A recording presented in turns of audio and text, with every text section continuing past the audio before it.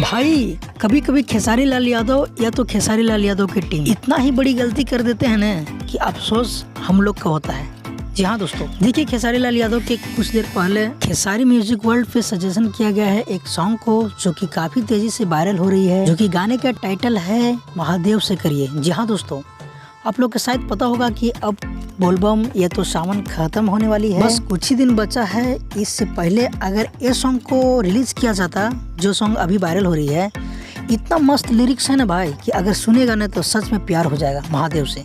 जी हाँ दोस्तों, बहुत ही इमोशनल सॉन्ग है। ये सॉन्ग को पहले ही रिलीज कर देना चाहिए था, क्योंकि ये सॉन्ग बजने वाला था, दिल के चुभने वाली सॉन्ग है, तो ऐसे सॉन्ग को रोकना नहीं चाहिए था, जो कि अब इसको रिलीज किया जा रहा है। और हो सकता है कि कुछ ही घंटे में, चाहे तो एक आध दिन रोक कर इसका पोस्टर को आउट कर दिया जाएगा। तो ऐसे से कभी कभी गलती कर देते हैं कि हम लोग मजबूर हो जाते हैं।